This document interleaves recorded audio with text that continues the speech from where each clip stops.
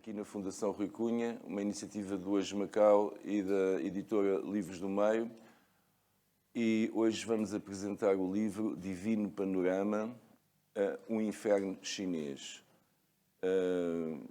escrito por um autor que ele próprio é uma alma, portanto, é a realidade concreta. Portanto, é um livro que foi escrito para aconselhar as pessoas a comportarem-se decentemente durante esta vida, para não terem que sofrer muito depois na outra. Mas vou deixar tudo isso, vou-vos deixar nas mãos competentes do Dr. Shiva, que vos vai apresentar então o livro e depois, no fim, poderão fazer algumas perguntas, se assim entenderem. Muito obrigado.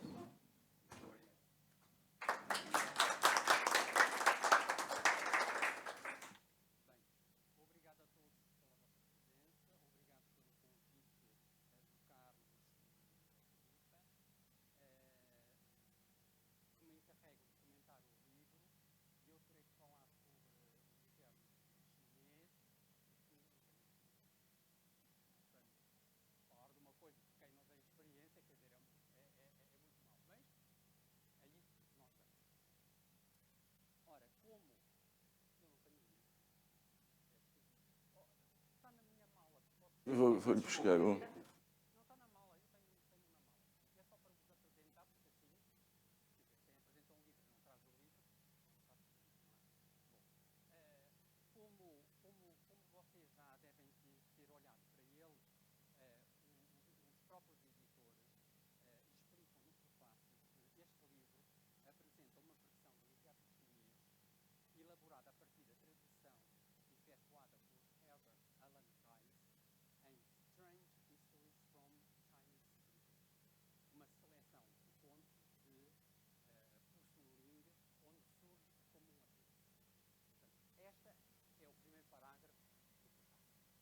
Eu vou esmiuçar este primeiro parágrafo e vou começar do fim para o princípio. Vocês estranham. Mas é assim, porque o pensamento chinês é diferente do pensamento ocidental. Acreditem ou não. E é diferente por várias razões. Esse seria, penso eu, um assunto muito importante para a ciência, até porque hoje em dia os médicos ou os cientistas têm meios para isso, nomeadamente taques, ressonâncias, raios ultravioletas, raios infravermelhos e raios que o parta. Portanto, podem avançar para isso. E como exemplo, eu dou-vos, como exemplo, esta situação. Não sei se vocês estão habituados a olhar para as cartas que vos são enviadas. Em português, nós pomos fulano tal, e depois pomos a morada, por exemplo, no meu caso, Shiva, edifício Viva Corte, 7º C, na rua Jorge Álvares, em Macau, China. Os chineses, quando escrevem em chinês tudo ao contrário. Zhongguo, Oumon, Oualeikai, Chathou, Weiwako, Chalousi. Portanto, isto tem algum significado. Isto é, nós vamos do pormenor para o maior e eles vêm do maior para o menor. Portanto, alguma coisa deve estar nesse cérebro que é diferente do cérebro ocidental. E outro exemplo é se vocês, por exemplo, pedirem a um chinês que ordene pastas, ele irá pôr as pastas da esquerda para a direita, enquanto que os ocidentais o põem da direita para a esquerda. É uma ordem. Ambas estão corretas. Só que, do ponto de vista prático, o modo chinês é melhor. Estou eu a puxar a brasa à minha sardinha e ao meu ADN. Porquê que é melhor? Porque quando nós pegamos nas pastas e as metemos horizontal na mesa, o da esquerda fica ao de cima, que é o primeiro. Ao passo que, se nós o fizermos à maneira portuguesa, elas ficam atrás e vamos ter que tirar de cima para baixo. Conseguem imaginar isso? É verdadeiro. Experimentem em casa e veem que é assim. Portanto, isto possivelmente tem a ver com a organização cerebral e a organização da escrita clássica chinesa. Como sabem, a escrita clássica chinesa faz-se da esquerda para a direita e de cima para baixo. Não, sim, da direita para a esquerda e de cima para baixo. E, portanto, e por isso mesmo é que os livros, em vez de abrirem da direita para a esquerda, abrem da esquerda para a direita. Portanto, isto tudo vai condicionar com que aquilo que eu digo que o cérebro chinês é diferente, e provavelmente será diferente, até porque a escrita chinesa é uma escrita pictórica. E sendo uma escrita pictórica, hoje em dia sabe-se que as fotografias, os desenhos, vão parar a determinadas regiões cerebrais. E essas regiões cerebrais não são as regiões cerebrais para uma caligrafia, para uma leitura ocidental. O que significa que o desenvolvimento de determinados lóbulos cerebrais dos chineses será diferente dos ocidentais. E além disso, as ligações para o entendimento, para o raciocínio, para o relacionamento de umas figuras para as outras, percorrerá caminhos também diferentes, para circunvalações também diferentes, e, portanto, o cérebro é de certeza absoluta diferente. Portanto, esta é uma teoria que não é minha, que é teoria em relação ao pensamento chinês, que, uma vez que nós estamos a falar sobre a cultura chinesa, é preciso apontar. E, por isso, como é que o Ocidente vai entender o Oriente? O mesmo é dizer como equacionar Trump com Xi. É um grande problema. Bom, mas isso já acontece porque desde há séculos e séculos que o Ocidente e o Oriente se encontraram. E, portanto, ao encontrarem, querem-se entender. E o entendimento vem por várias pontes. Uma delas é conhecer o outro. Portanto, conhecer o outro é um percurso enorme. A cultura será uma ponte. E esta Semana Cultural é precisamente de grande interesse para nós podermos entender quem vive ao nosso lado. Neste caso, que estamos a falar sobre, a falar em língua portuguesa, a entender aqueles que falam a língua chinesa. Portanto, bem-aja Carlos Moraes José, o jornal, a Fundação Rui Cunha, por esta iniciativa, e trazem livros que se constituem, cujos temas constituem património cultural chinês. E bem-aja também a Fundação Macau e a Casa de Portugal pelo apoio editorial. Portanto, sem eles nós não teríamos este livro, não teríamos estes fundamentos para nos podermos cultivar. Portanto, depois deste ligeiro desvio do caminho, voltemos ao estudo maior. Percorremos um caminho, praticando o meio. Retornemos ao livro. Portanto, este livro é um livro que, o prefácio diz, é uma tradução para a língua portuguesa de uma versão inglesa feita por Herbert Alan Giles. Quem foi Herbert Alan Giles? Herbert Alan Giles foi um diplomata inglês que esteve na China quase logo a seguir à Segunda Guerra do Ópio, portanto foi diplomata e esteve a trabalhar na China durante 25 anos, de modo que o seu contato com a população chinesa deu-lhe a autoridade e aprendeu o chinês, de modo que quando se reformou foi professor de chinês em Cambridge. E publicou muitas coisas, nomeadamente fez o dicionário de língua do chinês e inglês, traduziu as obras de Confúcio, de Lao Tse, etc, etc. Portanto, Herbert Giles é o nosso Carlos Moraes José de há 300 e tal anos atrás. Para a língua portuguesa, neste caso. E, portanto, mais vale tarde do que nunca. Portanto, bem-aja, Carlos. Ora, o que Herbert Giles vai fazer é uma tradução deste inferno chinês e põe-lhe num apêndice de um livro muito curioso de Pu Songling. Esse livro curioso chama-se, em inglês, Stories from a Chinese Studio. que em chinês,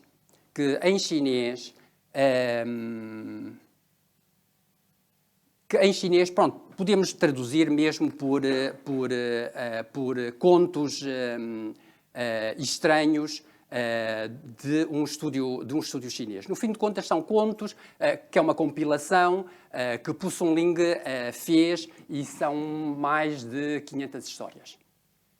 E quem é Pu Songling? Pu Songling era um escritor da dinastia Qing que compilou essas histórias e provavelmente não as publicou. Quem as publicou foi o neto e coisa assim do género. Porquê? Porque essas histórias são histórias que versam sobre o fantástico, em que as personagens principais são espíritos, raposas, demónios, mas os temas falam sobre a corrupção do sistema feudal chinês, dos exames imperiais para a função pública, até porque o próprio Pu Songling só conseguiu o 2º grau e não passou daí e foi fazendo exames sucessivos até morrer com 75 anos de idade. E, portanto, nunca chegou ao nível superior e, portanto, ele critica toda esta situação através dessas histórias, em que são os espíritos, porque também os espíritos e as chamadas raposas. Eu não sei se vocês têm a noção, na mitologia ou não, nas lendas chinesas, as raposas são mulheres. São aquelas mulheres matreiras, sedutoras, e, portanto, essas é que são as raposas. E por isso é que este livro é muito interessante, porque utilizando estas figuras pode facilmente criticar a sociedade. E é precisamente por causa disso que Herbert Giles vai utilizar este livro, portanto, estas histórias ou estes contos traduzidos para o inglês, e em apêndice põe um inferno chinês para castigar todos os maus da fita dessas histórias. Por isso é que nós vamos encontrar como apêndice. Ora,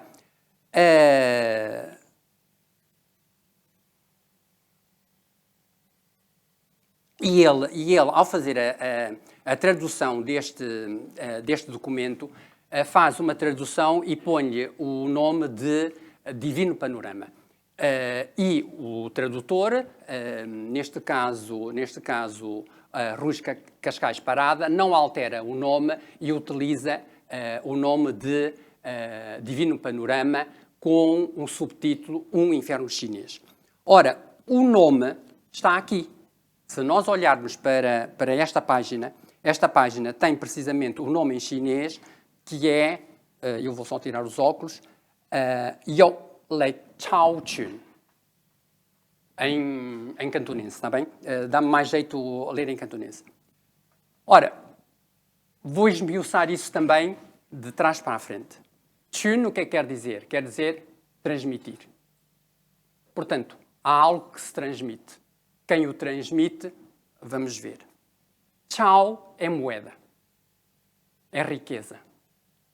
Há aqui uma moeda de troca, isto é, troca-se para ganhar alguma coisa. Lei é calendário. E Yo é jade. A gente diz, isto tudo não faz sentido nenhum. Mas fará sentido se nós pensarmos, isto é um legado do imperador Jade, que é o senhor máximo dos céus e da terra. Portanto, o grande imperador que os chineses chamam Yo Tai Seng Tin é o grande senhor. Portanto, o grande senhor manda uma mensagem para a terra para, no fim de contas, dizer às pessoas portem-se bem porque senão vão sofrer. Portanto, neste sentido, este livro é como se fosse um evangelho. na medida em que segue uma determinada doutrina para explicar como é que as pessoas se devem comportar para não sofrer os horrores do inferno. Depois, como subtítulo, aparece um inferno chinês. Um artigo indefinido. Um. E não o inferno chinês. Portanto, o que é que isto quer dizer?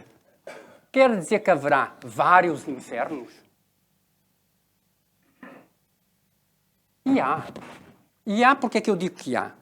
Há porque uma das coisas que o livro também nos diz, não sei aonde, mas aqui à frente, provavelmente, logo aqui à frente, diz que há uma ordem do Senhor Supremo para que Pu-Sa é o que está aqui em português, mas em chinês seria para que Pou-Sa, neste caso, seria o Buda da Terra, ou o maior dos Budas chineses, que é Kunyam, que é a deusa da misericórdia, não é? E os juízes dos 10 tribunais do inferno se organizem na libertação das almas. Parece muito esquisito. Pelo menos para mim. Isto é, há uma ordem do Senhor Supremo para que Buda ou Kunyam e os juízes dos 10 tribunais do inferno se organizem na libertação das almas. Buda, Pou-Sa, juízes dos 10 tribunais do inferno, libertação das almas. Isto realmente é um inferno que não é o meu. Porquê é que eu digo que não é o meu? Porque eu, portanto, como veem, sou chinês, apesar de estar a falar em português, não é? Eu e muitos outros chineses, desde pequenos, que nós ouvimos dizer este criminoso merecia ir para o inferno de 18 andares. O que é esta história do inferno de 18 andares? Que em chinês chama-se Sopa Chang Daiyou. Sopa Chang Daiyou quer dizer Sopa Chang, quer dizer 18 andares. Daiyou quer dizer inferno. Portanto, este criminoso merecia ir para o inferno de 18 andares. Então há um inferno de 18 andares ou há um inferno como este que diz que é um inferno de 10 tribunais? Por isso é que eu acho que o título está muito bem posto, porque é mesmo um inferno chinês. E então, passando para esta história do inferno, que no fim de contas, se nós formos esmiuçar novamente este inferno, que é um inferno, mas que provavelmente não é um inferno. Porque, na verdade, Taiyou, em chinês, Tai é terra, You é prisão. Quer dizer que é uma prisão na terra. Mas uma prisão na terra não é um inferno. É muitas das vezes traduzido por um inferno, mas o conceito não é propriamente de inferno. Isto é uma prisão. E por isso é que se fala naquela história da libertação das almas. Isto é, provavelmente as almas estão aprisionadas na terra, portanto, fisicamente existe um local onde estas almas são aprisionadas e poderão ser libertadas. Ora, e ainda por cima diz que tem 18 pisos, em que cada um dos pisos terá uma determinada categoria, sendo o piso mais inferior, o 18º, para os criminosos mais horríveis. Portanto, é esta noção que eu desde criança ouço falar no inferno de 18 andares. E este inferno é um inferno que faz lembrar, talvez também por deturpação minha, porque tenho influência ocidental, faz lembrar um bocado o inferno da Divina Comédia de Dante, que também tem vários andares, e os andares inferiores, etc, etc. E, portanto, será que há esse paralelismo em que mesmo povos diferentes vão ter uma mesma noção de inferno? É uma interrogação. Ora, o que acontece é que esta prisão que está na Terra, portanto, não é numa vida paralela, mas que existe na própria Terra, tem uma entrada. É uma entrada que tem portas, que se chamam, portanto, as portas do inferno, mas que em chinês é Taiyong-mun. Portanto, as portas do inferno, Taiyong-mun, ou as portas para a prisão, que também, para alguns, é conhecido como Kuei-mun, Kuei-mun, Kuei, porque no fim são os fantasmas, os espíritos, etc, etc. Portanto, são as portas dos espíritos. E onde é que isto fica? Fica, alguns na montanha de Tai. Ou, também, que é o que o livro diz também, neste caso, fica num local marcado pela pedra ricamente chamuscada. Esta pedra ricamente chamuscada é aquilo que no livro nos diz Wo Zhao Shi. Shi é pedra, Wo Zhao quer dizer chamuscada. Portanto, a pedra ricamente chamuscada, ou muito chamuscada. E está guardada por dois generais corpulentos, um com cara de cavalo e outro com cabeça de boi. Ora, esse tal que eu não chamo inferno, porque não gosto muito desse termo, porque prefiro chamá-lo o reino dos mortos, é governado, pelo menos naquele conceito que eu tenho do inferno, por Yin Lo Wang. Yin Lo Wang, que é Yang Lao Wang em mandarim, que é um miserável esquelético, parece um pobretanas, mas que promete riqueza, e as pessoas que são ávidas desta riqueza vão ter com ele, e ele abana o leque e fica-lhes com a alma e as pessoas morrem. E, portanto, de olhos esbugalhados, portanto, é este o panorama da morte. Da morte. E que, portanto, é esse Yin Lo Wang que leva as pessoas para o reino dos mortos, ou os guardas com cabeça de cavalo e cabeça de boi e cara de cavalo, que vocês têm aqui. Portanto, este é que é a cabeça de boi e este cara de cavalo. Ora, isto, ou este inferno tem uma existência longa, longuíssima, é de há muito. Pensa-se que desde que o homem existe, isto é, o homem tem no inferno um modo de castigar quem lhes fez mal. Isto é, quem sofreu na vida terá como merecimento o paraíso, quem foi mau irá sofrer no inferno. Portanto, isto é um escape psicológico, religioso, desde que o homem existe. Penso eu que seja assim. E, portanto, quando nós olhamos para depois os castigos de que se fala, normalmente eles são ou estão relacionados com o mal praticado. Isto é, um bisbilhoteiro ou mentiroso ser-lhe-á arrancado a língua ou a boca queimada com um chumbo derretido. Um guloso irá sofrer milénios de fome. Por exemplo, agora já com uma influência budista, quem não contribuir para a refeição dos monges irá também sofrer fome eternamente. Portanto, estão a ver que as coisas estão relacionadas entre a vida na Terra e a vida no além. Ora,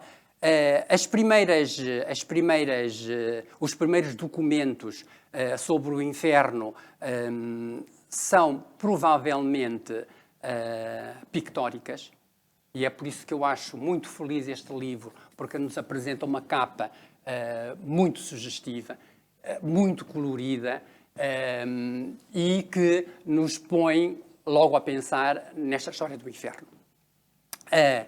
E na China, estes primeiros documentos surgem em caves, por exemplo, talvez por influência da tal viagem que os monges faziam ao Ocidente. Conhecem esse livro, A Viagem ao Ocidente, à busca, no fim de contas, dos ensinamentos de Buda.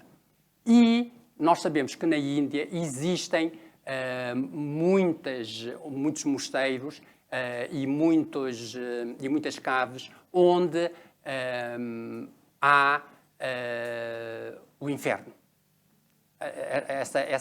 Essas pinturas sobre o inferno. E, portanto, trazidas por estes monges, eles fizeram também em caves, provavelmente para contemplação e para doutrinar também as pessoas, ou o seu grupo de pessoas, também estas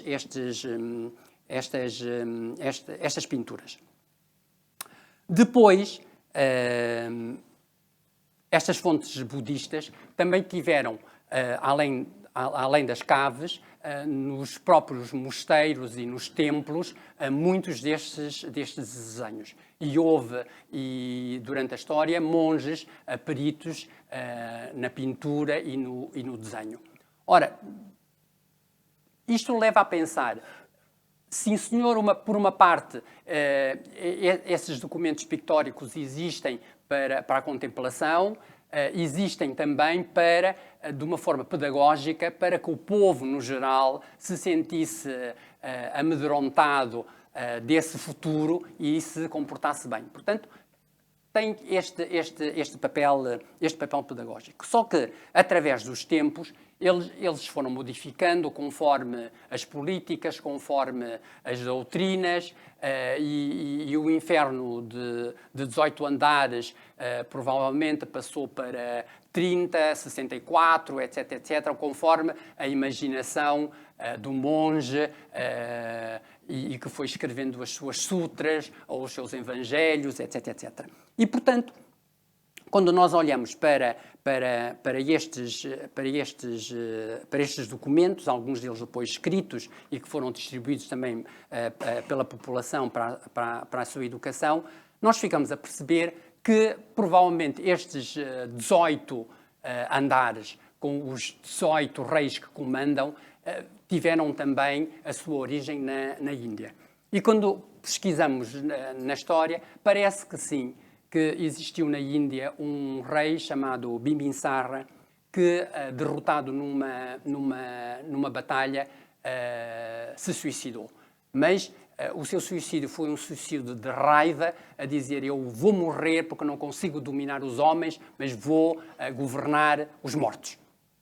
E os seus 18 generais suicidaram-se também, a dizer: nós vamos te ajudar. O exército sobrevivente diz: nós seremos os guardas do inferno. E, portanto, os 18 generais serão os 18 reis, um por cada andar. Os soldados serão os guardas de cabeça de boi, que, no fim de contas, vão atormentar e castigar os prevaricadores. E, quando nós olhamos para estes 18 reis, vemos que muitos dos nomes destes 18 reis são de influência indiana. Claro que modificado em termos de sons e etc., de fonética, etc., etc. Mas que este inferno de 18 andares existe desde há muito, muito, muito tempo. E, portanto, esta história dos generais que morrem ou que se suicidam levou com que a tradição chinesa lhes atribuísse um reino no além. E, portanto, passaram a ser reis do inferno. E, portanto, são honrados, porque as pessoas têm medo, porque quem morre por fúria, segundo a tradição chinesa, quer sempre vingar-se. E, portanto, quais são as vinganças? As vinganças são precisamente atacando as pessoas, nomeadamente crianças, jovens, raparigas virgens, ou até espalhando doenças, provocando incêndios, cheias, calamidades, e provavelmente está um diabo à solta neste Covid-19, portanto, e por isso é um dos demónios. Então o Trump acho que é um demónio chinês mesmo, portanto estamos nesta. Ora, E então, onde surge e como surge este divino panorama, o inferno chinês, que tem 10 tribunais, ou que tem 10 reinos. Provavelmente de uma sutra, que existe uma sutra também de influência budista, que é a Sutra dos 10 Reis. Portanto, esta Sutra dos 10 Reis data do século X, provavelmente vem de mais atrás, até do século VII, que foi sofrendo modificações. Até porque, segundo rega a tradição, quem trouxe à luz esta Sutra dos 10 Reis foi um taoísta. E, portanto, os taoístas que não são budistas, provavelmente o modificaram para também distribuir pelo mundo. Portanto, existe uma influência taoísta, budista e depois, muito mais tarde, confucionista na elaboração deste inferno. Ora, como é que está organizado este livro? Este livro está organizado conforme os tribunais. Apesar da capa, existe também em cada tribunal uma fotografia muito sugestiva. Ora, como eu já vos disse, há muitas fotografias e há muitas lendas. E ao longo da história, e principalmente na dinastia Tang, há muitos, nomeadamente imperadores, que sofreram a influência da doutrina e que passaram a professar o budismo. E há alguns, nomeadamente, ou imperadores, há, por exemplo, um imperador que tem uma história, e existem desenhos também, dessa sua viagem ao outro reino. Uma das interpretações mais visíveis ou peculiares é de um general. General esse que pintou mais de 300 frescos em templos e em mosteiros, 90 pinturas que estão no depósito imperial e, por exemplo, um outro general, que é o general Pei Ming, conta a lenda que ele derrotou os turcos dançando a dança da espada em cima do seu cavalo. E por isso, quando a mãe morreu, portanto, nesse período de luto, ele pediu a um monge que pintasse umas câmaras para que a mãe pudesse ter uma boa vida no além. E o monge olhou para o general de luto, vocês sabem, têm a noção, já viram, não é? As pessoas de luto com aquelas serrapilheiras, etc, etc. O monge olhou para ele e disse, não, põe as tuas vestes de general. E faz a dança da espada. O general fez isso, segundo a lenda, o monge absorveu a energia do general e fez uma das pinturas mais bonitas do inferno.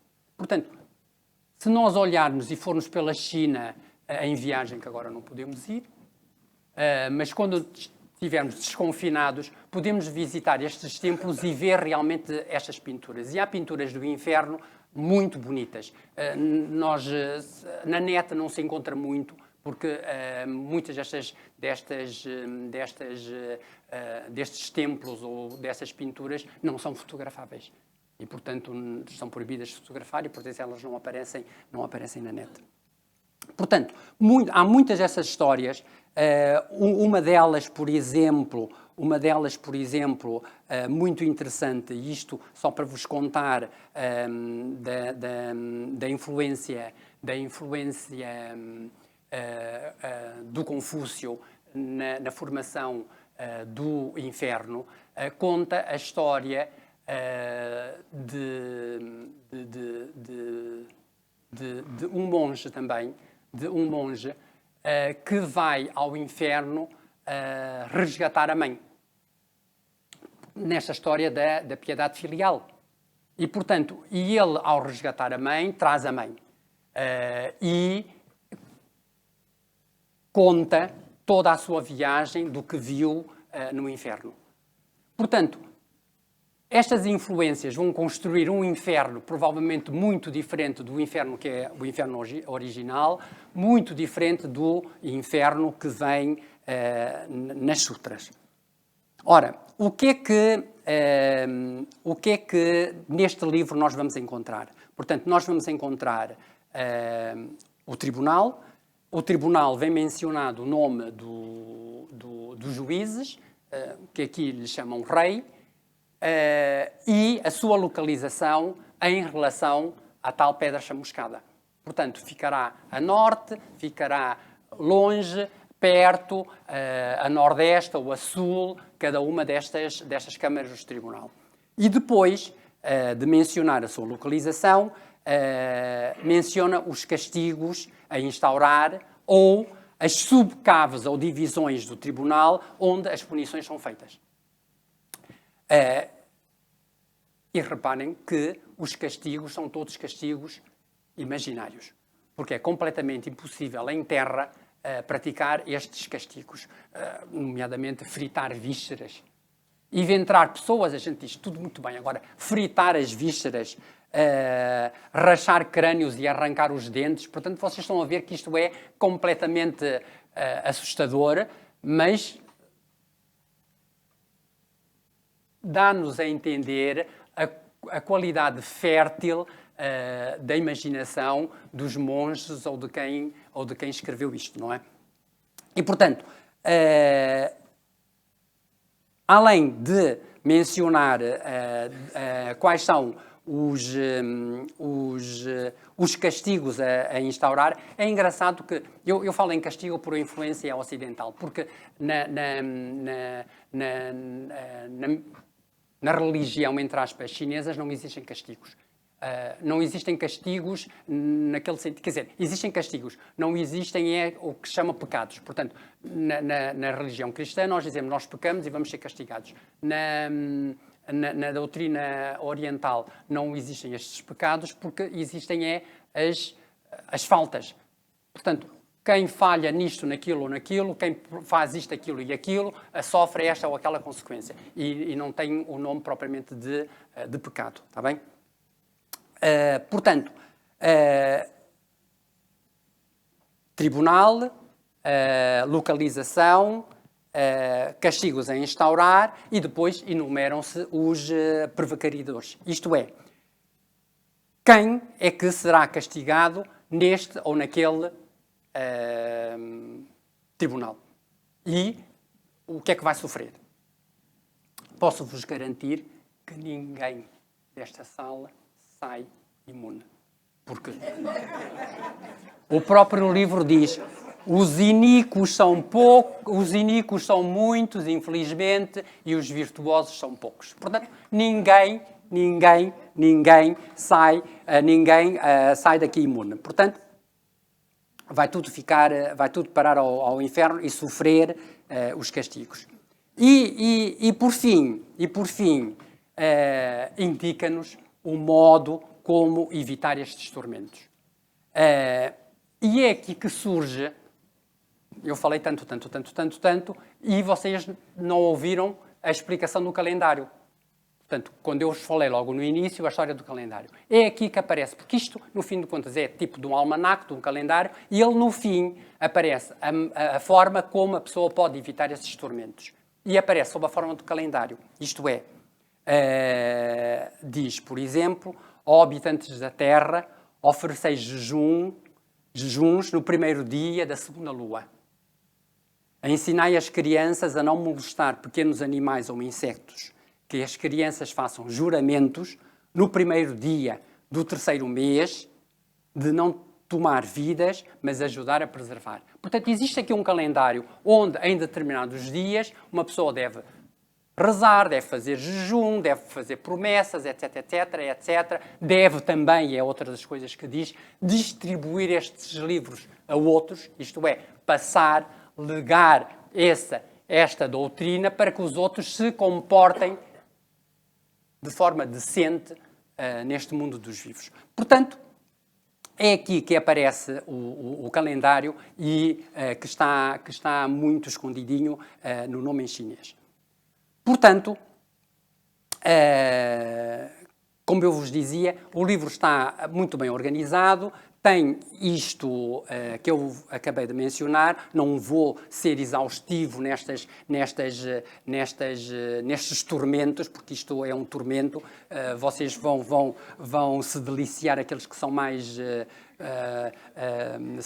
sádicos ou etc., vão se deliciar a olhar para isto, até porque aqui, nestas figuras grandes não mostra, mas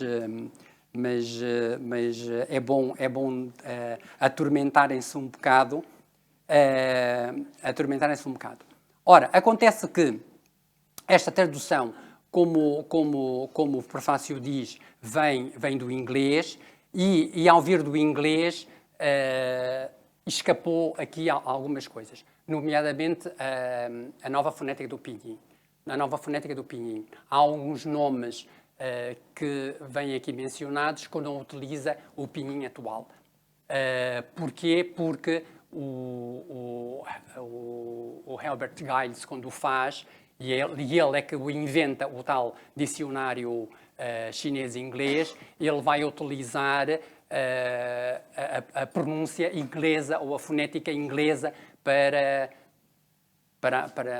os nomes, não é? E, portanto, aqui há algumas incongruências, porque não vai ao pinyin, está em língua portuguesa e depois, quando usa os nomes, usa a fonética inglesa. Pronto, há aqui estes pormenores. E depois, há também outro pormenor em relação aos nomes dos deuses ou dos juízes dos tribunais. E aqui também só um parênteses, como vocês sabem, vivem aqui já em Macau há tanto tempo, os nomes chineses têm significado. Por exemplo, sei lá, eu tenho uma pessoa amiga que se chama Chatkan. Chatkan significa, no fim de contas, 7 cates, porque a criança nasceu com 7 cates. E, portanto, os pais deram-lhe esse nome, chamam-lhe pura e simplesmente 7 cates. Tenho uma outra amiga que se chama Qingjin. Qingjin porque os pais a querem Serena, que é esse nome mesmo. Portanto, todos os nomes chineses têm significado. E aqui, ao fazer essa passagem para o português, os nomes ficaram, mas em parênteses, se tivesse ou a caligrafia, portanto, os nomes escritos em chinês, perceber-se-ia melhor, ou então o nome para português. Por exemplo, o primeiro rei, ou o primeiro juiz, aqui chama-se Qin Quan. E Qin Quan quer dizer de longe alcance. Isto é, ele está no inferno, portanto, quanto mais longe estiver, melhor para nós. Portanto, de longe alcance. Do segundo tribunal chama-se Chu Chen. Chu Chen quer dizer o quê? Quer dizer o rio inicial. Isto pressupõe que a alma terá que passar por um rio subterrâneo até chegar a um determinado sítio. Percebem ou não? Portanto, se nós tivéssemos estes nomes em chinês ou até a sua tradução, nós perceberíamos melhor a função do tribunal e porque é que ele é julga este, aquele e aquele outro, etc, etc. Mas isto é uma pequena falha, que não poderá dizer-se falha, porque há muita gente que não faz isso, só que para a nossa melhor compreensão seria útil. E depois, só para eu terminar, porque este livro menciona a avó Meng no fim, no 10º tribunal, e é uma avó Meng, isto só para vos dizer que existem realmente outros infernos. O meu inferno tem uma avó Ming que não é esta. Porque esta é uma avó Ming culta, que estudou sutras e etc, etc. E a minha é uma ignorante. É uma ignorante.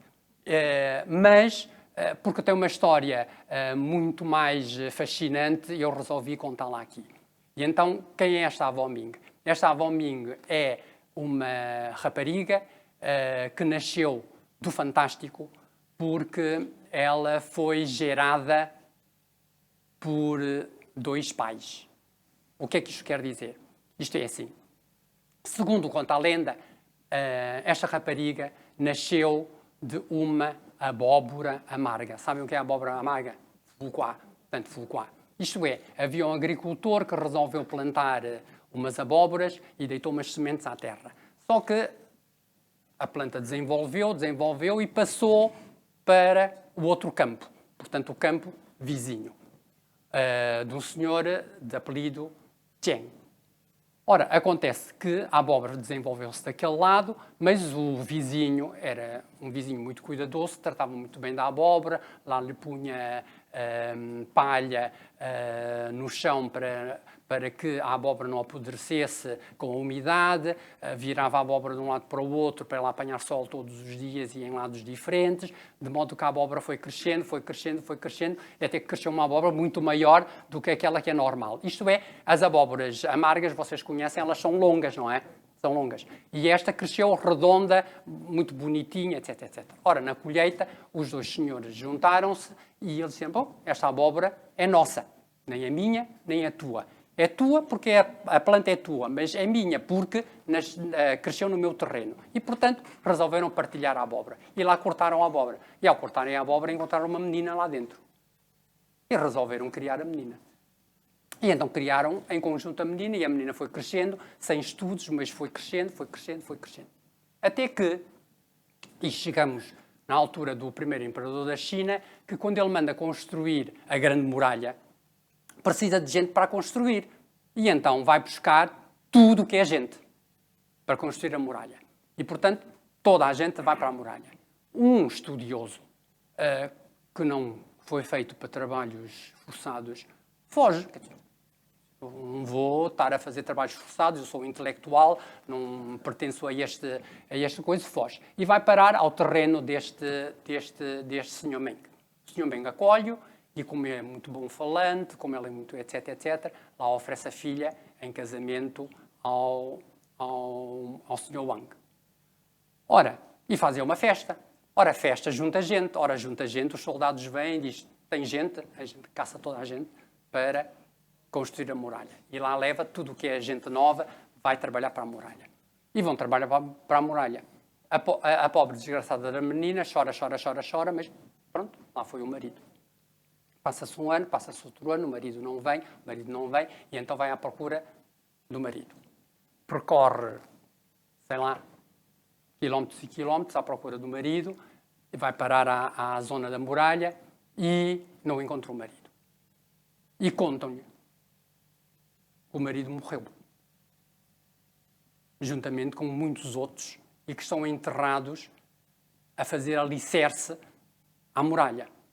Ela chora no local, chora. Tudo o que tem de lágrimas, as lágrimas infiltram-se nas muralhas e a muralha desaba. Pronto. A tradição diz que ela que reconhece os ossos do marido, etc, etc. Mas há quem conte que não. Que não encontra o marido e que, portanto, fica sempre longamente à espera do marido até que morre. E quando morre, vai parar ao inferno. Pronto. E ao parar ao inferno, num dos julgamentos, conta essa sua história. O rei do quinto tribunal, e eu omiti um bocado isto na apresentação do livro, o rei do quinto tribunal é o rei Yama, que é o Yonglawong. Ele, no princípio dessas histórias, Yonglawong era o rei dos reis.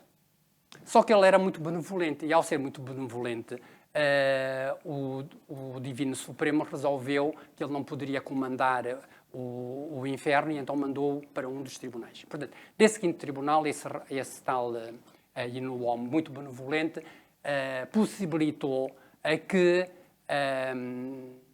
a Avomeng ficasse no fim dos tribunais, do fim do julgamento, portanto, no fim do 10º tribunal, à espera de aparecer o marido, porque ela nunca encontrou o marido e, portanto, quando o marido morresse, iria passar pelos tribunais, iria passar no 10º tribunal. E, portanto, ela ali ficou. Só que o grande problema é que as almas que passam pelo 10º tribunal são almas que vão renascer, que vão reencarnar. E quando vão reencarnar, precisam de algo para esquecer a vida anterior. E então encarregou a Avomeng de produzir um caldo, um chá, uma sopa, que segundo a tradição tem os 5 sabores, portanto é amargo, é doce, é salgado, etc, etc, que as pessoas bebem e esquecem a vida anterior. E depois renascem numa outra.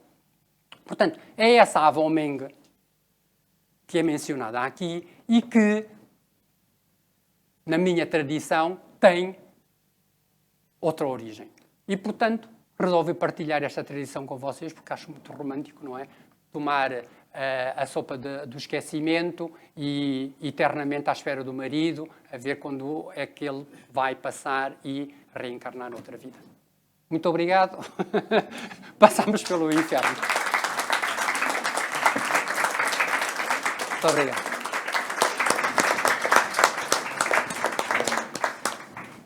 Carlos Moraes José. Pronto, agora quem quiser fazer perguntas, por favor. Ai, pergunta é ao demónio. Chegue-se à frente. Diga. Não, só o microfone.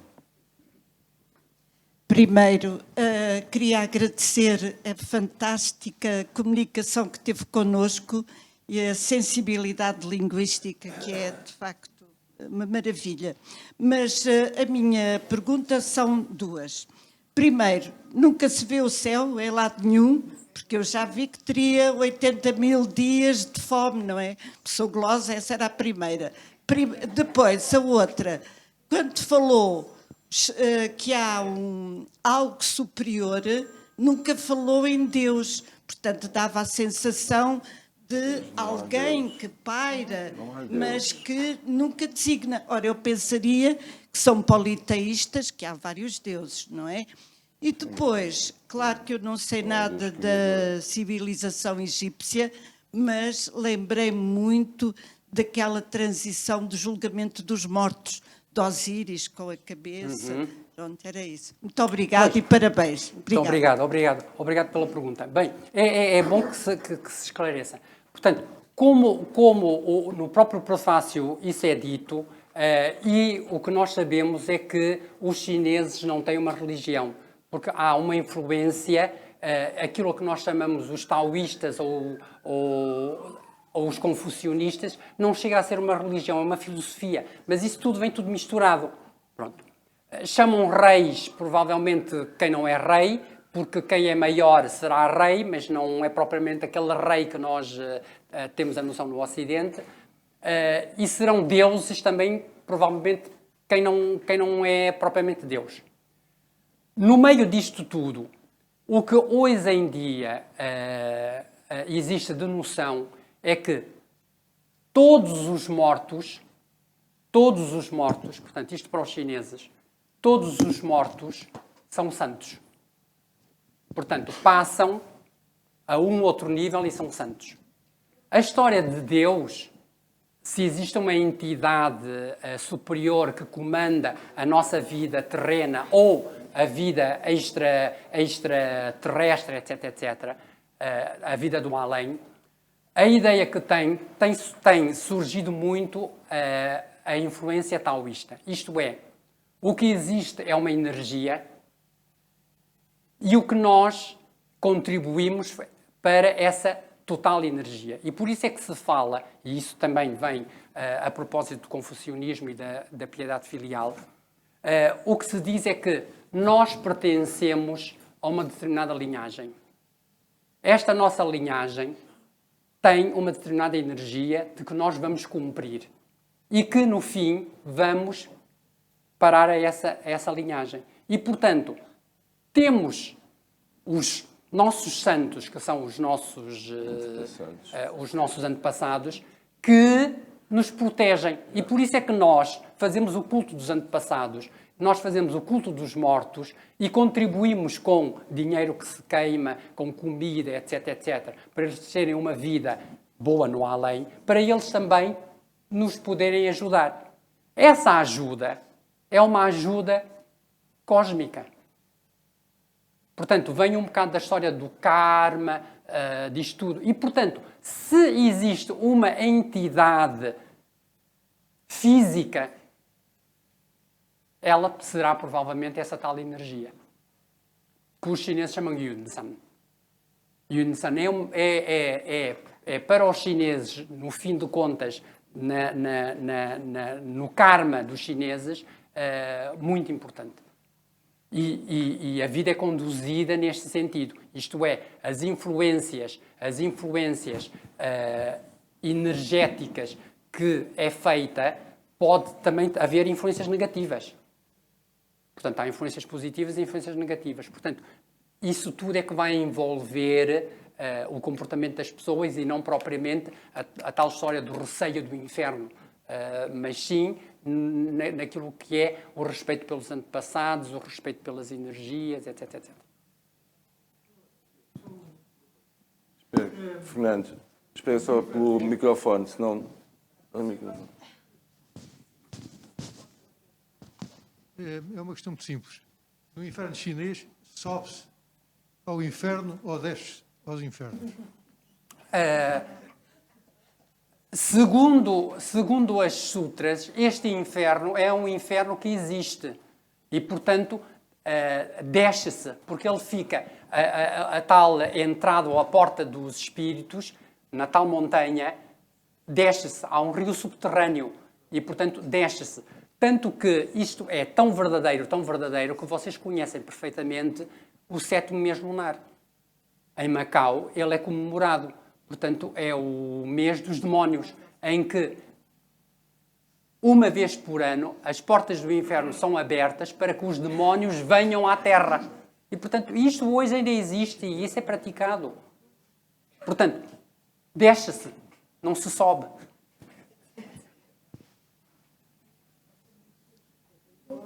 Não é ao contrário. Nós também descemos. Pois. Luís. Raquel. Portanto, em primeiro lugar, eu vou transmitir-te uma coisa que toda a gente, creio, que quer transmitir-te. Digamos, abriste aí um universo de fantástico, de imaginário, extremamente rico. Eu já suspeitava, como nós todos já suspeitávamos, que fosse mais ou menos assim, mas o facto de tu teres um contacto cultural de raiz, de ADN, com o mundo chinês, permite transmitir com muita autenticidade não só aquilo que se imagina, mas aquilo que se sente, não é? E a maneira como se encara a vida. A minha questão não é bem uma pergunta, mas acaba por ir lá ter, que é uma coisa que me impressionou bastante, ou melhor, chamou a atenção na minha tentativa de aprender língua chinesa desde há muito tempo, quando cheguei cá. Tive um professor muito interessante, filho de pescadores, portanto, lá da zona do Porto Interior, mas estudou em Hong Kong. E então ele ainda tem, está vivo, uma adoração pela sua própria cultura chinesa. E quando ele, por exemplo, me tentava explicar anteontem, como é que se diz anteontem em chinês, em cantonês? Chin, chin, da frente, da frente, claro. Eu digo e ele dizia, mas ele todo entusiasmado, está a ver a nossa língua é tão lógica, não é? Porque uma coisa que já anteontem já aconteceu, portanto está à sua frente. Ao passo que o dia de trás, que é depois da manhã, é Haoyat. Né? Portanto, ele dizia, é lógico, não é? Não, a mim não me parece nada lógico. Portanto, isto foi só a propósito de todo este universo que a língua a língua chinesa, quando se diz o mês de cima, que é o mês passado, né? Seung Koyut, e depois o Ha Koyut, que é o mês de baixo, tem muito a ver com a maneira como se escreve, não é? Que se escreve de cima para baixo, né? Como dizias há bocado, da direita para a esquerda. Bom, isto é só digamos, um mundo que se abre para uma segunda semana da cultura chinesa. Há muito, em termos do pensamento chinês, o calendário, a importância extraordinária do calendário e da geografia, não é? Por exemplo, os nomes das províncias. É a província que fica Sim, no sul a do sul, lago, a norte do lago, a leste da montanha, a oeste, enfim. Bom, está aqui um grande universo. Muitos parabéns, Carlos Moreira José, muitos parabéns, Chival. Obrigado. Foi muito enriquecedor. Doutor, eu posso... Sou eu, como está? Olá. O inferno tem mesmo que ser esse lugar tão tenebroso. Vamos lá ver. Há um funil, não é? Virado ao contrário. E no fundo não há sempre luz. Mas neste caso há. Não percebi. O inferno tem que ser esse lugar tenebroso que rezam as escrituras, esse lugar Tem uma saída. O nosso negro, não tem, o cristão sem tem, saída. Este tem uma saída. Não, todos eles têm uma saída. Mesmo nós, na religião cristã, nós não temos uma saída. O juízo final não é uma saída. Não é uma saída de um suposto inferno, e até temos um inferno, e até temos um purgatório. E não conquistamos o céu, por exemplo, com Dante. Nós não passamos por purgatório, depois pelo inferno, depois por purgatório e depois pelo céu. Ardes eternamente. Ardes eternamente. Peço desculpa, omissão minha. O livro e na própria cultura ou na tradição chinesa existe a saída. E esta saída é uma saída por influência também da doutrina budista, que é a reencarnação. Isto é, as pessoas que passam por estes tormentos, são para enriquecer. São para enriquecer. Enriquece-se com este sofrimento.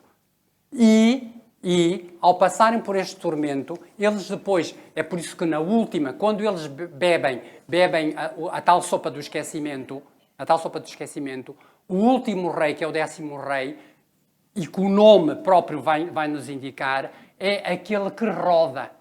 A roda. Roda, qual roda? A roda da reencarnação. Isto é, a alma entra e vai voltar para este mundo. O problema é, voltar para este mundo não é uma recompensa. Porque a pessoa volta para este mundo para voltar novamente a sofrer, porque ainda não aprendeu tudo. E vai voltar a sofrer. Depois tem outra coisa que é reacionária, é quem foi mulher é recompensado e volta à Terra como homem. Quer dizer... Essa é a recompensa. Está a ver? Portanto, há determinadas coisas aqui que... Pronto, eu não falei, mas isto... Portanto, isto é, na tal roda, a pessoa, depois de passar por esses tormentos, vai enriquecer. E o seu enriquecimento é, ou volta à Terra, e normalmente volta à Terra como um ser superior. E isto tem a influência budista, porque na influência budista, os seres inferiores, por exemplo, são as formigas, as baratas, depois passa pelos mamíferos, por não sei quê, até chegar ao homem. O homem é o último dos seres. Mas pode voltar novamente a ser barata. A pessoa pode voltar novamente a ser barata. Portanto, não significa que vá sempre subindo na escala. Hindu, não é? Pode voltar. E, portanto, a ideia é, ao passar pela roda e ao reencarnar como ser vivo, poderá ser um ser vivo superior ou não. Portanto, poucos são aqueles que passam diretamente para o tal céu, que aqui não se menciona como o céu, mas que passa para ser um imortal ou para ser colega de Deus, ou colega do tal ser superior. E, portanto, poucos são aqueles que atingem esse nível. E, precisamente, se nós formos analisar o que acontece com a filosofia ou com a religião budista, é precisamente isso. Isto é, atingir o nirvana. Portanto, essa é que é a questão.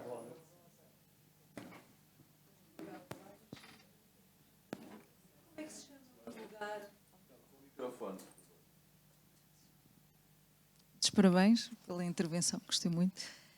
Como é que se chama o lugar quando se atinge o nirvana, não é? Essa completude, essa fusão, se calhar de todos os tempos e de todos os lugares, existe o nome para esse lugar? Que nós designamos por céu, do apaziguamento, da libertação? Não, não. Por tradição chinesa, como eu lhe digo, nesta história do Yunsan, etc., etc., a gente atinge um lugar que é o lugar da energia. Isto é, nós mantemos-nos como energia para influenciar os nossos descendentes. Portanto, a forma é a forma de energia. Muito obrigada. Muitos parabéns, Shiva. Muitos parabéns também, Carlos Moraes José. Foi uma semana que começou muitíssimo bem. Todas as palestras que houve até agora foram extremamente interessantes. E do Shiva eu esperava exatamente isso. Tanto que fui a correr, dar um abraço ao António Mil Homens e vim a correr para aqui para te ouvir. Só duas notas muito pequenas.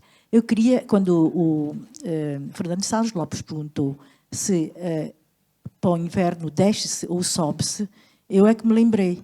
Eu tenho a certeza, como o Shiva, que se desce. Porque em chinês toda a gente diz Lokteyo. Descer sim. para o inferno. Ninguém diz Seongteyo. Ninguém diz Lokteyo. Ninguém sou nem Lokteyo. Tu és tão mau, tu has de descer para o inferno. Portanto, acho que aí não há dúvidas. Segunda coisa, eu queria perguntar ao Shiva, porque de repente fiquei a pensar e não tenho resposta. Não sei se contigo aconteceu, mas desde que eu sou criança, que nós, quando os pais querem nos assustar, porque estamos a comportar-nos mal ou alguma coisa, diz, olha, daqui a pouco vem o Momo, ou vem o Kwai Chilo. E a gente cresce a pensar que o Momo ou o Kwai Chilo são espíritos malignos, que devem vir à noite, costumam vir à noite. Normalmente, quando nós fazemos alguma maldade durante o dia, à noite, olha, tu tem cuidado, daqui a pouco, se não tens cuidado, o Momo vem, o Kwai Chilo vem e vai te levar e não sei o quê. E o que é engraçado é que isto perdura há tanto tempo. Os meus netos, ainda hoje, falam do Kwai Chilo, falam dos Momos. Momo, eu acho que é o Momo de pelo, não é? Serão seres com pelos que vêm castigar as crianças que se comportam mal. E os Kwai Chilo, não sei quem são os Kwai Chilo, mas ainda hoje, no meio das brincadeiras, a minha neta de 4 anos, ainda esta manhã, ela pega numa fita, pega num pano, e então começa a lutar com os Momos e os Kwai Chilos. Portanto, eu tenho a certeza que são espíritos malignos. O Kwai Chilo está a vir, o Momo está a vir. Quem são os Momos? Quem são os Kwai Chilos? Eu não vou responder. Não vou responder por uma razão. Ou então, se eu responder, depois vocês vão me bater. A resposta é, Kwai Chilo não são propriamente os espíritos. Portanto, isto é a imaginação de cada um. Mas Kwai Chilo são os raptores. Portanto, os raptores que raptam crianças, não significando isso que sejam os espíritos. E pior ainda, esta história dos Momos são os peludos, mas são os peludos que naquela altura, nos tempos antigos, eram os estrangeiros. Está a ver? Portanto, estes são seres malignos bem vivos. Não são do outro mundo. Por isso é que eu não queria responder, porque isto é quase ofensivo, não é?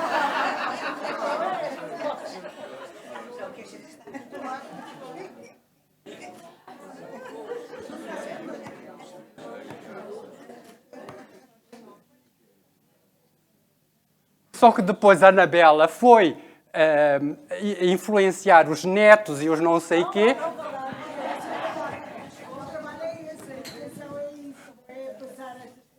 Por isso é bom que tu não passes isto à tua neta, porque senão à noite vais ter que ficar ao pé dela, porque senão ela não dorme.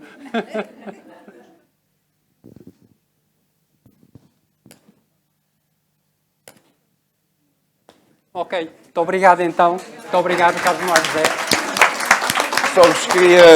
Só para terminar, só vos queria agradecer e dizer que amanhã vamos ter aqui a apresentação de um livro de um grande poeta da dinastia Tang, Li He, pelo grande poeta Yao Jingming, Yao Feng, nome de pen name dele, não é? Como ele assina os seus livros de poesia, e que nos vai falar também em português. Ele é o grande divulgador da poesia portuguesa em chinês e também nos ajuda.